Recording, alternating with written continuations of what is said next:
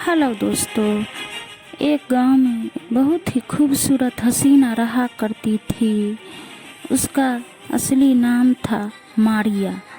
मारिया अपने खूबसूरती के लिए आसपास के इलाकों में बहुत प्रसिद्ध थी। उसके शहर में रहने वाला हर नौजवान मारिया पर जी जान से फिदा था। हर शाम जब मारिया अपने पसंदीदा सफ़ेद गाउन पहनकर निकलती थी तो बहुत हसीन लगती थी।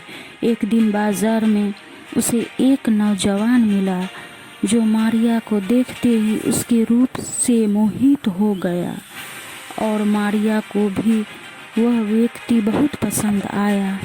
उस लड़के ने मारिया के सामने शादी का प्रस्ताव रखा और दोनों ने जल्दी ही शादी करके एक खुशहाल जीवन बिताना शुरू कर दिया। मारिया सदा ही खुश रहा करती थी क्योंकि वह अपने निजी जीवन से बहुत खुश थी। उसका पति उसे बहुत खुश रखता था। दिन गुजरते गए और मारिया के 2 बेटे हुए, लेकिन मारिया का पति अब पहले की तरह उससे प्यार नहीं करता था। मारिया के व्यक्तिगत और भावनात्मक ज़रूरतों के पूरा न होने के कारण मारिया अब पहले जितनी खुश नहीं थी। एक दिन मारिया का पति किसी काम के सिलसिले में दूसरे शहर गया और फिर कभी वापस नहीं लौटा। मारिया कई दिनों तक अपने पति का इंतज़ार करती रही और उसके ख्याल में रो रो कर बुरा हाल कर लिया। अब वह पहले जितनी सुंदर नहीं लग रही थी। एक दिन नदी किनारे अपने दोनों बच्चों के साथ घूमते वक्त मारिया ने अपने पति को किसी और महिला के साथ घोड़ा गाड़ी में जाते हुए देखा। उसके पति ने अपने बच्चों की तरफ मुस्कुरा कर देखा, लेकिन मारिया का पूरी तरह से अनदेखा कर दिया, मानो वह मारिया को जानता ही नहीं हो। इस घटना के बाद मारिया बहुत गुस्सा हो गई और गुस्से में आकर मारिया ने यह फैसला किया कि वह अपने पति को आखिरी निशानी यानी उन दोनों बच्चों को ख़त्म कर देगी। ऐसा फैसला मारिया ने प्रतिशोध की भावना से लिया क्योंकि उसका पति अपने बच्चों से बहुत प्यार करता था। गुस्से में आकर अपने दोनों बच्चों को नदी में डुबाकर मार दिया। जब तक मारिया ने अपना होश संभाला तब तक बहुत देर हो चुकी थी। उसने दोनों बच्चों की मौत हो चुकी थी और उनके सब नदी में बहते चला जा रहा था। मारिया ने एक बार तो अपने बच्चों को नदी से बाहर निकालने की कोशिश की, लेकिन नदी का प्रभाव ज़्यादा होने के कारण उसके बच्चों दोनों नदी में बह गए। मारिया को अपने किए का बहुत अफसोस हुआ और अपने किए पर शर्मिंदा और दुखी होने के कारण कुछ ही दिनों बाद मारिया की भी मौत हो गई। अपने जघन्य अपराध के कारण शायद मारिया के आत्मा को मुक्ति नहीं मिला और वह एक बार फिर जाग गई।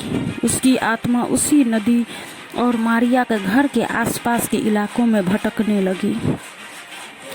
मारिया के मौत के कुछ ही दिनों बाद वहाँ के सारे निवासियों ने यह दावा करना शुरू कर दिया कि उन्हें सफ़ेद गाउन में एक महिला रात के वक्त दिखाई देती है। शुरुआत में इन बातों पर किसी ने भी गौर नहीं किया, लेकिन कुछ ही समय बाद उन गांव से बच्चों के गायब होने की घटनाएं सामने आने लगी। साथ ही ऐसे लोगों की संख्या में भी यह चर्चा होने लगा जो कह रहे थे कि उन्होंने एक सफ़ेद गाउन वाले महिला को देखा है जो अक्सर नदी के पास बैठी रोती रहती है। उसने रोने की आवाज़ में दुख भी है और एक अजीब सा डरा देने वाला भय भी है।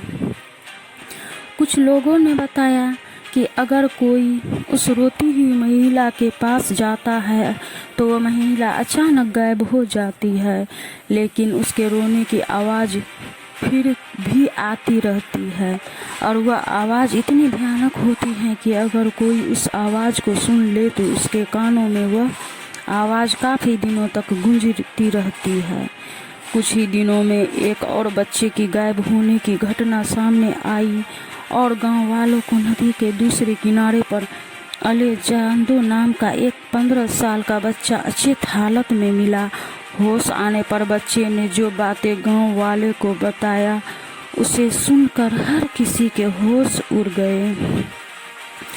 उस बच्चे ने बताया कि जब वह नदी किनारे बैठा था तो उसने देखा कि एक सफ़ेद गाउन पहनी महिला अचानक रोते हुए नदी के पानी से बाहर निकली।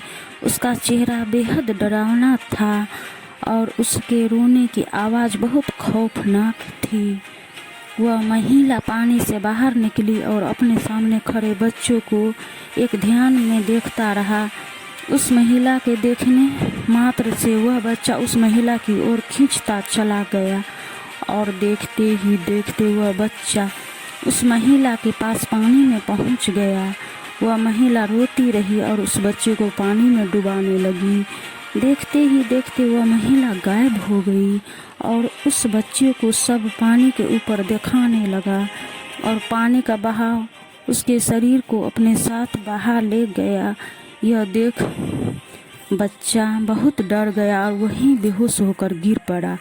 इस घटना के बाद वहाँ के लोग समझ गए कि हो न हो इन घटनाओं का कारण मारिया की भटकती आत्मा ही है, क्योंकि वह आत्मा हमेशा रोते हुए ही दिखाई देती थी।